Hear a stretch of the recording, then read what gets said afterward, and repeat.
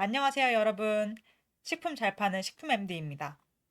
오늘은 온라인으로 판매 사업을 처음 시작하려고 하시는 분들께 정말 유용한 정보를 드리려고 해요. 온라인에서 부가적인 수익을 올리고 싶은데 어디서부터 어떻게 시작해야 될지 막막하고 불안한 부분이 많으실 텐데요. 저는 현재 유통업계 MD로 일하면서 다양한 유통회사들을 매일같이 만나고 매출을 만들어내고 있어요.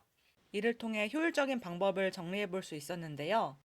이 영상에서는 그 과정을 바탕으로 온라인 판매를 준비하는 단계, 준비해야 될 필수 서류, 잘 판매하는 노하우까지 핵심만 콕콕 집어드릴 테니까 끝까지 보시면 사업에 큰 도움이 되실 거예요. 네, 첫 번째는요. 우선 무엇을 팔지 정해야 됩니다. 시장 조사를 하고 아이템을 선정하는 단계인데요. 전문적으로 유통을 해오지 않았던 분들이 상품을 만들어낼 때 그냥 내가 팔고 싶은 것을 파는 경우가 정말 많이 있습니다. 이걸 팔면 잘 팔릴 것 같아 해가지고 그것을 상품으로 만들고 올리는 거죠. 하지만 그렇게 해서 성공하는 경우는 정말 1%의 운이 좋은 경우일 거예요. 코로나 시기 이후에 온라인 구매가 활성화되면서 온라인 시장이 점차 치열해지고 있습니다. 때문에 어떤 것을 팔지 정할 때 타겟을 설정하고 그 타겟의 관심사를 파악할 수 있는 시장 조사를 하는 것이 필수적입니다. 각종 트렌드 분석 보고서를 참고할 수도 있고요. 네이버 데이터랩 등을 참고할 수 있습니다. 아이템이 어느 정도 정해졌다면 경쟁의 정도, 경쟁사의 상품을 분석하는 것도 필요합니다. 식품의 상품을 기획하는 방법은 크게 세 가지가 있는데요. 첫 번째는 그냥 제조사에서 생산한 제품들을 소싱해서 판매를 할 수도 있고요. 두 번째는 제조만 공장에 맡기고 내가 직접 제품을 기획할 수도 있습니다. 그리고 세 번째는요.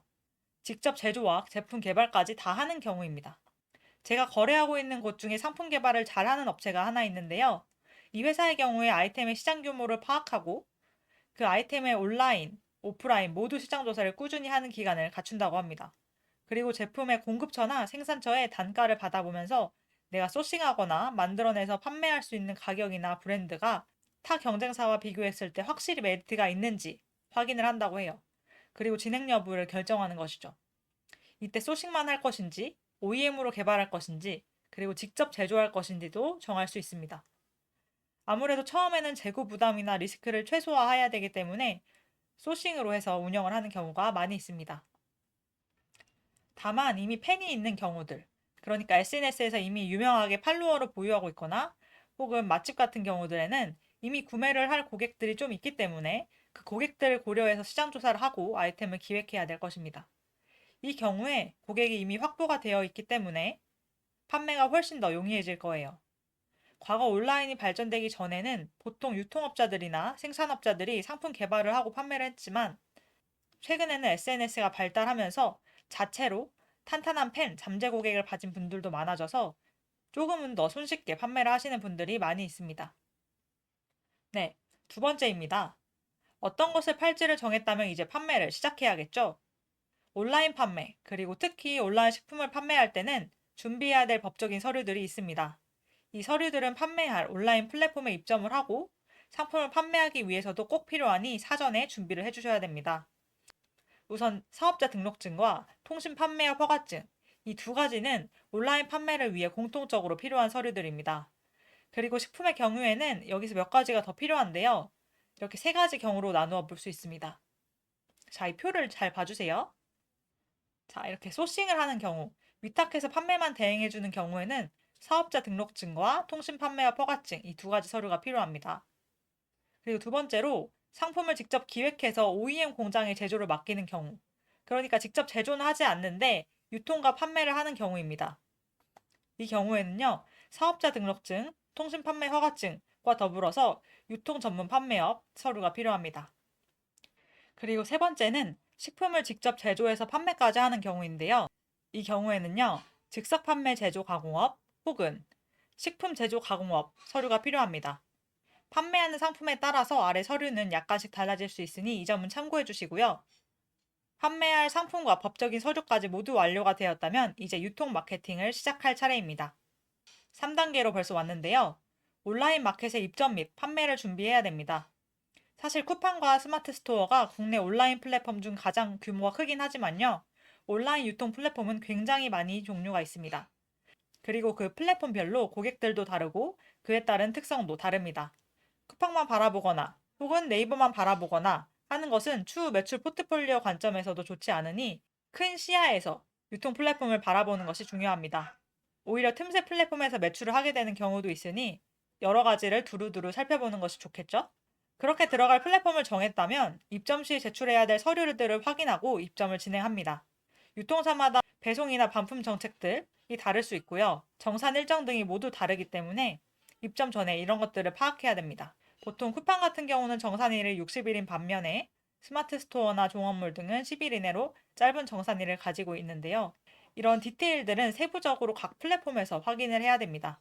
그리고 이렇게 입점을 다 완료했다면 상품 등록도 하고 이제 프로모션도 진행을 해야 되겠는데요. 오늘 영상에서는 간단하게 말씀을 드리지만 상품을 등록하고 이렇게 프로모션을 진행하는 이 모든 과정에서 어떻게 하느냐에 따라 판매량과 매출이 정말 달라질 수 있습니다. 상품 이미지를 어떻게 등록하느냐, 상품명을 어떻게 등록하느냐, 가격 책정을 어떻게 하느냐, 운영을 어떻게 할 것이냐, 프로모션 기획을 어떻게 할 것이냐 등등에 따라서요. 한 가지 예로 잘 만든 상세 페이지와 그렇지 못한 상세 페이지는 전환율이 2배 이상 차이가 나게 되는데 이 경우 매출도 2배 이상 차이가 나게 됩니다. 똑같은 상품인데 말이죠. 고객이 구매 전환율이 완전 달라지고 그에 따라 매출도 큰 차이가 발생을 합니다. 나중에는 각 몰별 특성을 파악해서 최적화해서 상품을 등록하는 것이 좋습니다. 이렇게 할 경우에 매출을 아무래도 더 올릴 수 있습니다. 네, 4단계입니다. 브랜딩과 마케팅을 하는 단계입니다. 제품의 브랜드에 담긴 스토리를 고객들에게 어떻게 풀어낼지 브랜딩에 대해서도 고민을 해봐야 되고요. 온라인 시장이 치열해지면서 정말 다양한 종류의 광고들과 마케팅이 있기 때문에 이것들을 파악해서 내 상품의 현재 상황에 맞는 마케팅 전략을 세워야 됩니다. 최근에는 정말 엣지 있는 상품들의 경우에는 상품 기획을 하면서부터 브랜드 마케팅 스토리를 고려해서 기획을 하는 경우들이 있습니다. 마케팅과 브랜딩이 이제는 상품 기획과도 뗄래야 뗄 수 없는 관계가 돼버린 거죠. 또한 식품 같은 경우에는 재구매가 굉장히 중요하기 때문에 이벤트나 할인 프로모션 등을 통해서 초기 고객들을 확보하고 이후에 재구매도 유도를 해야 됩니다. 마지막 5단계는요, 운영 관리를 하고 고객 대응을 잘하는 것입니다. 결국에 재구매가 중요합니다. 처음에 광고를 많이 해서 많은 고객들이 주문을 했다 하더라도요, 이후에 운영 관리를 잘 하지 못해 리뷰가 낮아지고 고객 CS가 다량 발생을 하게 되면 재구매율은 떨어지게 되겠죠. 그렇다면 매출의 꾸준한 신장은 이루기가 쉽지 않아질 거예요. 특히 식품의 경우에는 더더욱 그렇겠죠? 제가 아는 한 협력사의 경우에는 고객 리뷰랑 운영 관리를 잘 관리하면서 이것을 메인 전략으로 해서 매출을 크게 키운 것도 있었답니다. 물론 상품력은 기본이긴 하지만요. 판매를 해서 돈이 들어왔다고 끝나는 것이 아니라 이후 고객들의 만족도 관리를 위해서 고객 대응을 잘 하는 것이 필요합니다. 자, 이렇게 5가지 단계에 대해 말씀을 드렸는데요. 결국의 핵심은 2가지입니다. 우리가 매출을 만들기 위해서는 상품과 고객이 필요합니다. 결국 이 2가지를 우리가 어떻게 만들어낼 것이냐가 중요합니다. 상품을 어떻게 개발할 것이냐, 고객을 어떻게 모으고 유지할 것이냐, 이게 핵심인 거죠. 상품 개발을 하고, 유통 전략을 세우고, 마케팅을 하고, 운영 관리를 하는 것이 모두 이것과 연결이 됩니다. 이렇게 온라인 식품 판매 사업을 시작하기 위한 단계를 5가지로 정리해서 말씀드렸는데요. 다시 한번 정리를 해보자면, 첫 번째는 우선 무엇을 팔지를 정한다. 시장 조사와 아이템을 선정하는 단계입니다. 이때 이제 회사의 전략에 따라 상품 개발이 들어가는 경우들도 있을 거예요.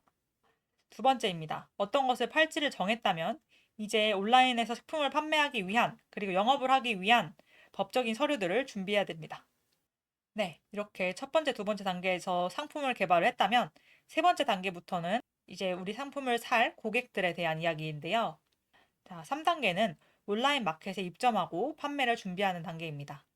유통사들은 이미 기존의 고객들을 풀을 가지고 있기 때문에 이때 온라인 마켓에 입점하는 것도 고객들과의 접점을 늘리는 과정이에요. 네, 4단계는 더 많은 고객들을 끌어오기 위한 브랜딩과 마케팅을 하는 단계입니다. 그리고 5번째는요, 운영 관리를 하고 고객 대응을 잘 하면서 계속 꾸준한 매출의 순환이 일어나도록 하는 것이죠. 이렇게 5가지 단계 이해가 잘 되셨나요? 여러분도 준비를 철저히 해서 성공적인 온라인 식품 판매 사업을 시작하실 수 있기를 바랍니다. 추가로 혹시 궁금하신 내용이 있으시다면 댓글로 남겨주세요. 앞으로도 온라인 식품 판매에 관한 다양한 이야기 가져올 테니까요. 저와 함께 하실 분들은 좋아요와 구독 부탁드려요. 그럼 다음 영상에서 또 뵙겠습니다. 감사합니다.